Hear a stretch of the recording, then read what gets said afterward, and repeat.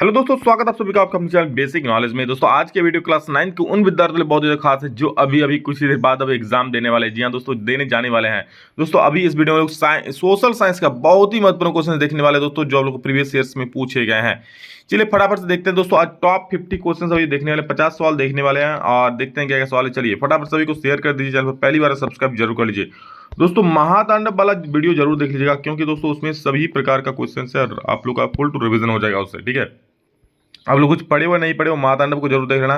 Science का और math का महातांडव मैंने अपलोड कर दिया है। ठीक है, और चैनल को सब्सक्राइब कर लेना धुआंधार तरीके से तैयारी करने के लिए। अभी 9th है, अब तो 10th में पढ़ना है। ठीक है, तो क्या पहला सवाल क्या है, टाउन हॉल के सामने कितने लोग इकट्ठे हुए थे जिन्होंने जल सेना के गठन करने का निर्णय लिया था। बोला टाउन हॉल के सामने कितने सारे लोग इकट्ठे हो गए थे जिन्होंने जल सेना के गठन करने का निर्णय लिया था। तो एक का सही उत्तर हो जाए ऑप्शन नंबर 3, 7,000 लोग दोस्तों वहां इकट्ठे हो गए। 7,000 समझ रहे हो, कम बेस नहीं, बहुत ज्यादा लोग, 7,000। मेनर क्या था दोस्तों, तो मेनर क्या था सुन लो। मेनर दोस्तों आप लोगों का स्टेट है था। क्या था, मेनर एक स्टेट था। 2 का 3 सही हो जाएगा। नेक्स्ट 3 नंबर देखो क्या है, कुलक से आप क्या समझते हैं दोस्तों, कुलक क्या होता है। तो 3 का 3 और ये है, रूसी शासक जार निकोलस द्वितीय ने कब त्याग पत्र दिया। बोला जो जार था, जो रूसी शासक था, ठीक है, जार निकोलस, उन्होंने अपना त्याग पत्र कब दिया था। तो यह दोस्तों 3 का 3 है, 2 मार्च 1917 से हो जाएगा सही। ठीक है, 2 मार्च 1917 बिल्कुल सही उत्तर हो जाएगा। 3 का 3 सही उत्तर हो जाएगा। अगला सवाल है, कूलक से आप क्या समझते हैं दोस्तों। तो कूलक क्या होता है, कूलक मतलब होता है किसान की अच्छी हालत। ठीक है, 4 का 2 सही हो जाएगा। कूलक मतलब कूलक, किसान की अच्छी हालत। नाजी मुथ, ये मुथ ही है ना, चलो अच्छा। नाजी मुथ लीग की स्थापना कब हुई। तो नाजी मुथ लीग की स्थापना कब हुई दोस्तों, तो 5 का ऑप्शन नंबर 3, यानी कि 1922 ईस्वी में हुई थी। ओके, चलो छठा नंबर देखो क्या बोल रहा है कि इवैक्यूएशन क्या है। इवैक्यूएशन से नाजियों का क्या तात्पर्य था दोस्तों। तो इवैक्यूएशन से नाजियों का तात्पर्य था गैस चैम्बरों में मृत्यु। इवैक्यूएशन अपने इवैक्यूएट हो जाना, इवैक्यूएट हो जाना मतलब गैसों वाला बात आ रहा है, तो गैस चैम्बरों में मृत्यु इसका अर्थ था। जर्मन मुद्रा को क्या बोलते हैं दोस्तों, तो याद रखो जर्मन मुद्रा को बोलते हैं मार्क। क्या बोलते हैं, जर्मन मुद्रा को मार्क बोलते हैं। 7 का 3 हो जाएगा। दोस्तों आप लोग कमेंट करके जरूर बोलना कि फ्रांसीसी मुद्रा को क्या बोलते हैं हम लोग। आप लोग पढ़ाए हम पहले भी, तो बोलना फ्रांसीसी मुद्रा को हम लोग क्या बोलते हैं। भारतीय वन्य कानून कब पारित किया गया दोस्तों, भारतीय वन्य कानून कब पारित किया गया। तो 8 का हो जाएगा ऑप्शन नंबर 2, 1865 में। ठीक है, भारतीय वन्य कानून लागू किया गया। स्लीपर कहाँ लगते हैं जिस पर यात्री यात्रा करते हैं। स्लीपर कहाँ लगते हैं, स्लीपर रेल की पटरी में लगते हैं भैया, रेल के डिब्बों में स्लीपर लगता है ना। स्लीपर को सुने होंगे। भारत में चलवासी चरवाहे अपने साथ निम्न जानवर के साथ घूमते हैं। दोस्तों भारत में चलवासी चरवाहे, चलवासी मतलब शायद एक जगह पर वो नहीं रहता था। चरवाहा ऐसा भी एक जगह पर कहाँ रहता है, वो घूमता रहता है, उधर घुमक्कड़ी होते हैं, मतलब एक जगह पर तो उसको घास थोड़े मिलेगा। तो 10 का सही उत्तर ऑप्शन नंबर 3, भेड़ तथा बकरियां अपने पास रखते थे। वो लोग क्या रखते थे, क्या रखते हैं, भेड़ तथा बकरियां अपने पास रखकर घूमते हैं। ठीक है, धार क्या होता है दोस्तों, तलवार का धार नहीं पूछ रहा है, धार क्या होता है देख लो। धार दोस्तों होता है ऊंचे पर्वतों में चरागाह जो होता है। ठीक है, 11 का देख लो, ऊंचे पर्वतों में चरागाह, यानी कि 11 का 2 सही हो जाएगा। देखो अब क्या होता है, जो चरवाहे होते हैं वो जाकर ऊंचे पर्वतों में चढ़ जाते हैं, वहां पर अपने गाय भैंस चराते हैं, मतलब बकरी और भेड़िया चराते हैं, तो उसको बोलते हैं क्या, चरागाह, मतलब धार बोलता है। ठीक है, थार मत बोल रहा। किसी देश में, थार नहीं है भाई, थार तो गाड़ी का नाम है। किसी देश में सबसे पहले कृषि क्रांति हुई थी। किस देश में सबसे पहले कृषि क्रांति हुई दोस्तों, तो ये हुई थी इंग्लैंड में। ओके, इंग्लैंड में सबसे पहले दोस्तों कृषि क्रांति हुई थी। 1930 के दशक में यूएसए में क्या चलना शुरू हो गया था दोस्तों। 1930 के दशक में यूएसए में क्या चलना शुरू हो गया था। 13 का 2 होता, मिट्टी भरी आंधी। ठीक है, मिट्टी 1930 में मिट्टी भरी आंधी चलना शुरू हो गया था। सर्वप्रथम एक दिवसीय क्रिकेट मैच खेला गया। सबसे पहले एक दिवसीय वनडे मैच, आप लोग तो पता ही होगा, इतने क्रिकेट के आप लोग शौकीन हो। अभी तो आईपीएल का भी मैच चल रहा है, बट अभी एग्जाम पे ध्यान दे दो और कल से देखना आईपीएल, उसके बाद फिर लगना 10th में धुआंधार तरीके से। तो 14 का हो जाए 1977 ईस्वी में सर्वप्रथम एक दिवसीय मैच कब खेला गया था, याद रखना 1971 ईस्वी में। 14 का हो जाए क्या, 19 2। दोस्तों आप लोग अपने दोस्तों से पूछ सकते हो, बड़ा क्रिकेट के फैन बनते हैं, पूछ लेना एक बार उनसे कि भैया तुम तो बहुत बड़े क्रिकेट के फैन हो ना, बताओ तो सबसे पहला ओडीआई मैच, एक दिवसीय मैच, वनडे मैच कहाँ खेला गया था। देखना बोल पाएगा कि नहीं। 1971 होगा, आप बता देना। 4 का 2 सही हो जाएगा, सॉरी 14 का 2 सही हो जाएगा। स्वक्लोथ्स कहाँ तक वस्त्र पहनते, स्वक्लोथ्स कहाँ तक वस्त्र पहनते दोस्तों। तो स्वक्लोथ्स आप लोग का घुटने तक वस्त्र पहनते थे। कहाँ तक, घुटने तक। ओके,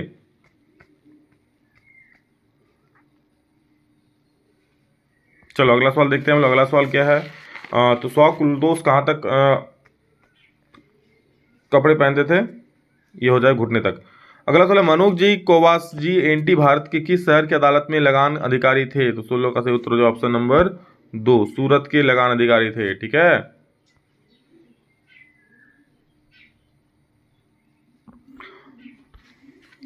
अगला सवाल क्या है?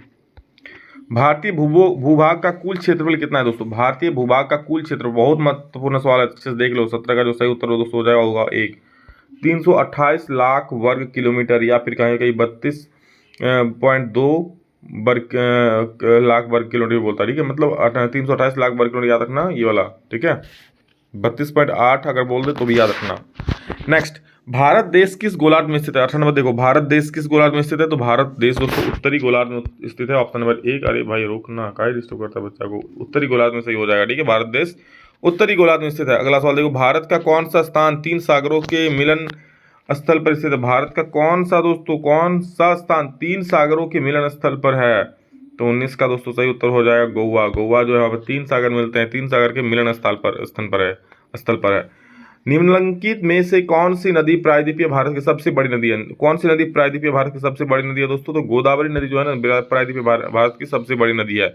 ब्रह्मपुत्र नदी को तिब्बत में क्या कहते हैं दोस्तों? तो ब्रह्मपुत्र नदी को तिब्बत में सांगपो कहते हैं। क्या कहते हैं? सांगपो, इंगपो, सांगपो कहते हैं। किसका एक याद रखना है, किसका एक। नेक्स्ट, किस स्थान पर विश्व में सबसे अधिक वर्षा होती है? आपको पहले बताया मासिन राम, मासिन नाम रही मासिन राम जो कि मेघालय में स्थित है। ठीक है, तो 22 का 3 सही हो जाएगा। अगला सवाल देखो 23 नंबर, कुल वर्षा जो रबी फसल के महत्वपूर्ण होता है को स्थानीय भाषा में कहते हैं? कुल वर्षा जो रबी फसल के लिए महत्वपूर्ण होता है उसे स्थानीय भाषा में क्या बोलते हैं? उसे बोलते हैं महावट। क्या बोलते हैं? याद रखना महावट। महान वर्षा से महावट याद रखना। लू शब्द का अर्थ क्या है? तो लू मतलब होता है गर्म हुआ। आप लोग बोलते हैं ना कि भाई लू चल रहा है, लू मार देगा, मतलब गर्म हुआ है। अभी गर्मी का मौसम आ रहा है, तपती ठंडी कभी गर्मियों का मौसम आया। ठीक है, गमोरिया लाया, तो लू हो जाएगा गर्म हवा। 24 का क्या हो जाएगा 2 सही हो जाएगा। 25 में देखो क्या बोल रहा है, रबड़ का संबंध किस प्रकार की वनस्पति से है दोस्तों? तो 25 का सही उत्तर हो जाएगा ऑप्शन नंबर 4, रबड़ का संबंध है उष्णकटिबंधीय वनस्पति से। ठीक है, 25 का 4 सही हो जाएगा। चलो अगला सवाल देखते हैं। 26 नंबर क्या बोल रहा है? बोल रहा है तिब्बती जंगली गधे का दूसरा नाम क्या है? तिब्बती जंगली गधे का दूसरा नाम क्या पूछा है? ठीक है, तो तिब्बती जंगली गधे का आप लोग का दूसरा नाम क्या होगा? 26 का जो सही उत्तर हो जाएगा ऑप्शन नंबर 3 कियांग है। नेक्स्ट क्वेश्चन है, किस राज्य की साक्षरता दर सबसे अधिक है? तो भैया केरल राज्य की साक्षरता दर सबसे अधिक है। 27 का 2 सही उत्तर हो जाएगा। 28 में देखो, स्थल और सबसे कम बोलेगा तो सबसे कम बिहार का याद रखना। स्थल और जल में निवास करने वाले प्राणी को कहते हैं दोस्तों, स्थल में भी जो निवास करते हैं, जो जल में भी निवास करते हैं, दोनों जगह पर जो निवास करते हैं ना, उसे हम लोग बोलते हैं क्या? उभयचर। जल में रहेगा जलचर, स्थल में रहेगा स्थलचर, और जो उभय में रहेगा उभयचर।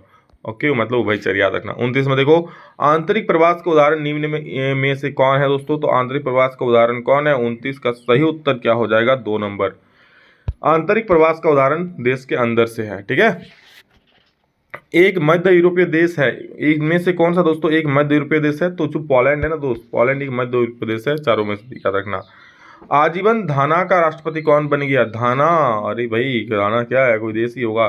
तो आजीवन घाना का राष्ट्रपति कौन बन गया दोस्त? तो ये हो गया आप लोगों का एक क्रूडा। 31 का जो है 3 नंबर सही हो जाएगा। 32 देखो, किस देश से आग आन सूची का संबंध था? किस देश से आग आन सूची का संबंध था? तो 32 का सही उत्तर दोस्तों हो जाएगा ऑप्शन नंबर 1 म्यांमार। क्या हो जाएगा? म्यांमार। नेक्स्ट, लोकतंत्र जनता के लिए और जनता का शासन है, यह कथन किसका है? लोकतंत्र जनता के लिए और जनता के द्वारा शासन, यह कथन किसका है? बहुत फेमस हुआ ये कथन, सब कोई लोकतंत्र पूछेगा, बोले जनता के लिए जनता के द्वारा शासन है। तो ये कथन आखिर दिया किसने भाई, ये भी तो बता दो। सुन लो, अब्राहम लिंकन ने क्या दिया कि लोकतंत्र जनता का, अब्राहम लिंकन, ठीक है, जनता के लिए और जनता के द्वारा चलाया जाने वाला शासन है, यह कथन किसका है? तो 33 का 1 सही हो जाएगा, अब्राहम लिंकन। ओके, दक्षिण अफ्रीका में रंग भेद कब खत्म हुआ दोस्तों? तो दक्षिण अफ्रीका में रंग भेद कब खत्म हुआ? 26 अप्रैल 1994 ईस्वी को रंग भेद खत्म हुआ। 34 का 2 सही हो गया, और फिर नेल्सन मंडेला को छोड़ दिया गया। किसी भी बंदी, नेल्सन मंडेला क्या वहां पर बंदी बनाए गए थे, वो रंग भेद के खिलाफ लड़ रहे थे ना। किसी भी बंदी बनाए गए व्यक्ति को कितने समय के भीतर मजिस्ट्रेट के सामने प्रस्तुत करना आवश्यक है दोस्तों? किसी भी बंदी बना, किसी को उठा के ले चल गया पुलिस और उसको थाने में नहीं रख सकता, उसको मजिस्ट्रेट के सामने पेश करना होता है। तो कितना घंटे के अंदर ये आवश्यक है दोस्तों, 35 का सुन लो, 35 का 24 घंटे के अंदर उसको कोर्ट में पेश करना आवश्यक है मजिस्ट्रेट के सामने। मजिस्ट्रेट के सामने में कागज का एक छोटा सा टुकड़ा जिस पर सभी उम्मीदवारों के नाम और चुनाव चिन्ह छपे होते हैं, ताकि उस पर मोहर लगाकर फोटो वोटर अपनी जाहिर कर सके। तो क्या बोल रहा है, कागज आप लोग वोट देने जाते, आप लोग 18 साल नहीं हुआ, जब 18 साल होगा तो देखोगे कागज का टुकड़ा होता है, और जिसको आप वोट देंगे उसका चिन्ह छाप रहेगा, उसका मतलब उसका चिन्ह रहेगा और कुछ लिखा रहता है। तो उसको हम लोग क्या बोलते हैं, तो 36 का सही उत्तर हो जाएगा ऑप्शन नंबर 3, इसको बोलते हैं मतपत्र। भले भोजन पत्र थोड़े बोलेंगे उसको मतपत्र बोलते हैं। ठीक, कुछ राज्यों में निर्वाचन क्षेत्रों की संख्या ज्यादा क्यों होता है, कुछ राज्यों में निर्वाचन क्षेत्रों की संख्या ज्यादा क्यों होता है दोस्तों, तो मतदाता अधिक होने के कारण। मतदाता जब वहाँ अधिक हो जाता है तो उसका निर्वाचन क्षेत्र क्या हो जाता है, अधिक हो जाता है। 4 सही हो जाएगा 37 का। 38, चुनाव चिन्ह कौन प्रदान करता है दोस्तों, तो चुनाव आयोग प्रदान करेगा। 38 का 2 सही हो जाएगा। 39, ब्यास की व्यवस्था कौन करता है, ब्यास की व्यवस्था कौन करता है दोस्तों, तो 39 का 3 सही हो जाएगा, न्यायपालिका। राष्ट्रपति का कार्यकाल कितने वर्षों का होता है दोस्तों, तो राष्ट्रपति का कार्यकाल आप लोगों का 5 वर्षों का होता है, ऑप्शन 4 सही हो जाएगा। अगला सवाल है, देख लो क्या बोला, वह व्यक्ति जो बिना कोई वेतन लिए अपने स्वामी की सेवा करता है और अधिकार नाम की चीज का उसके जीवन में दूर दूर तक कोई संबंध नहीं होता। मतलब ऐसा आदमी जो कुछ भी पाने की आशा के बिना ही अपने मालिक का सेवा करता है और उनके मतलब अधिकार का कोई नाम मुझे नहीं कि चलो भाई मैं इसका सेवा कर रहा हूँ, मुझे अधिकार है, वो कभी भी इसका हकदार नहीं करता है, तो 41 से क्या हो जाएगा, उससे दास बोलते हैं। क्या बोलते हैं, दास बोलते हैं, मैं आपका दास हूँ, जैसे हम लोग भगवान का दास है ना। तो ऑप्शन 3 सही हो जाएगा। चलिए अगला सवाल, इनमें से एक राजनीतिक अधिकार है, 42 देख लीजिए, इनमें से एक राजनीतिक अधिकार क्या है, तो 42 का 4 नंबर वोट देने और चुनाव लड़ने का अधिकार जो है वो राजनीतिक अधिकार है। एक ही भूमि पर उत्पाद करने की एक विधि है, एक ही भूमि पर उत्पाद करने की विधि क्या है, बहुविध फसल प्रणाली। बागवानी करने की विधि के द्वारा फसल करोगे तो बहुविध फसल प्रणाली हो जाएगा। उत्पादन के मुख्य कारक कौन नहीं है दोस्तों, उत्पादन का मुख्य कारक कौन नहीं है, तो बाजार जो है ये मुख्य कारक नहीं है। सन 2000 में शिशु मृत्यु दर कितनी थी, याद रखना, सन 2000 में शिशु मृत्यु दर 75 थी। ठीक है, ऑप्शन नंबर 3 सही हो जाएगा 45 का। 46 देख लो क्या बोल रहा है, 46 बोल रहा है एक देश का श्रम शक्ति क्या है दोस्तों, तो श्रम शक्ति कितने से कितने साल के बीच के लोग काम कर सकते हैं, तो याद रख लो, जी हाँ 46 का सही उत्तर हो जाएगा ऑप्शन नंबर 3। 15 से 59 वर्ष तक के आदमी जो होते हैं वो श्रम शक्ति होती है, वो लोग काम कर सकता है। ठीक है, अगला सवाल है, राष्ट्रीय ग्रामीण रोजगार गारंटी अधिनियम ये नरेगा कब पारित किया गया, तो राष्ट्रीय ग्रामीण रोजगार गारंटी अधिनियम नरेगा दोस्तों आप लोगों का ये 2005 ईस्वी में पारित किया गया। नरेगा कब, 2005 में पारित किया गया। ये पूछ सकता है कि नरेगा का फुल फॉर्म, तो याद रखना राष्ट्रीय ग्रामीण रोजगार गारंटी अधिनियम। ठीक है, नेक्स्ट है आप लोगों का विश्व के किस देश में सर्वाधिक निर्धनों की संख्या, विश्व के किस देश में दोस्तों सर्वाधिक निर्धन सबसे अधिक गरीब रहते हैं, तो नाइजीरिया में दोस्तों सबसे अधिक गरीब रहते हैं। ठीक है, 48 का 4 सही हो जाएगा। 49 में देखो क्या बोल रहा है, 49 नंबर क्वेश्चन, लक्षित सार्वजनिक वितरण कब आरंभ किया गया, लक्षित सार्वजनिक वितरण कब आरंभ किया गया दोस्तों, तो लक्षित सार्वजनिक वितरण 49 का जो 49 का जो ऑप्शन नंबर 2 1997 में वितरण किया गया। लक्षित सार्वजनिक वितरण कब आरंभ किया गया, तो 1997 में वितरण किया गया। अंतिम सवाल है, राशन कार्ड कितने प्रकार होते हैं, सही वो लोग बोल रहे हैं APL BPL और सर वो क्या होता है, लाल कार्ड, हरा कार्ड, पीला कार्ड, तो ऑप्शन 3 को सही हो जाएगा, 50 का 4 सही उत्तर हो जाएगा। तो इधर दोस्तों आप लोग सोशल साइंस का 50 बहुत ही महत्वपूर्ण क्वेश्चन सारी को देख लो, सभी को शेयर जरूर कर देना। ठीक है, चलिए नेक्स्ट जल्द मिलेंगे, तो जय हिंद, वंदे मातरम।